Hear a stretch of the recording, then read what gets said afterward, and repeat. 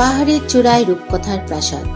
জার্মানির নয়শনস্টাইন কল্পকথার বইয়ে আমরা যে সুন্দর দুর্গের ছবি দেখি বা ডিজনিল্যান্ডের লোগোতে যে প্রাসাদের অবয়ব ফুটে ওঠে, তার বাস্তব রূপ হলো জার্মানির নয়শনস্টাইন বাভারিয়া আলপসের একটি খাড়া পাহাড়ের চূড়ায় অবস্থিত। এই দুর্গটি কেবল একটি স্থাপত্য নয়, বরং এটি রাজা দ্বিতীয় লুডভিগের এক অপূর্ণ স্বপ্নের নাম। একে বলা হয় পৃথিবীর সবচেয়ে সুন্দর এবং রহস্যময় রূপকথার প্রাসাদ।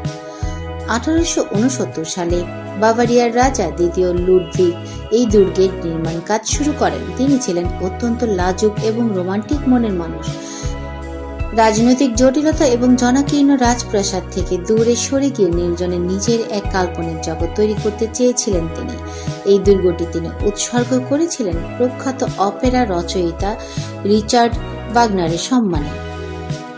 নয়শনস্টাইন দুর্গের নকশা করা হয়েছে মধ্যযুগীয় রোমান্টিক স্টাইলে।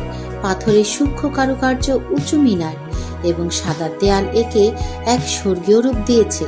তবে বাইরে থেকে মধ্যযুগীয় মনে হলেও এর ভেতরে ছিল তৎকালীন সময়ের সব আধুনিক সুযোগ সুবিধা। প্রাসাদের ভেতরে স্বয়ংক্রিয় ফ্লাশ সিস্টেম, গরম জলের ব্যবস্থা এবং টেলিফোন লাইনও ছিল, যা সেই যুগে ভাবাই যেত না।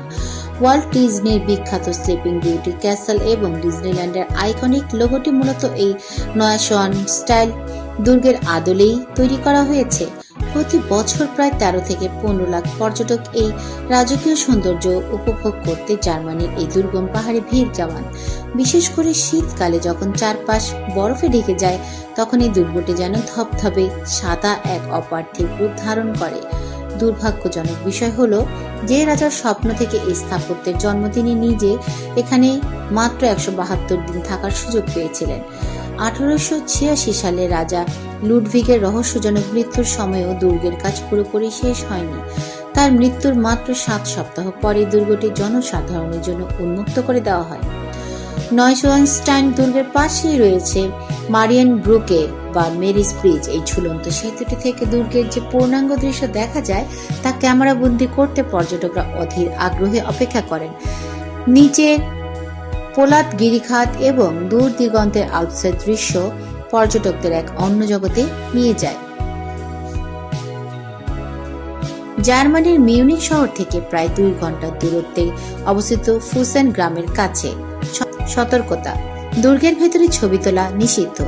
এছাড়া টিকিট সবসময় আগে থেকে বুক করে রাখা ভালো, কারণ প্রতিদিন সীমিত সংখ্যক পর্যটক ভেতরে ঢোকার সুযোগ পান। সেরা সময়: বছরের যে কোনো সময় সুন্দর, তবে শরতের রঙিন বনভূমি অথবা শীতের তুষারপাতের সময় এর রূপ থাকে সবচেয়ে মোহনীয়।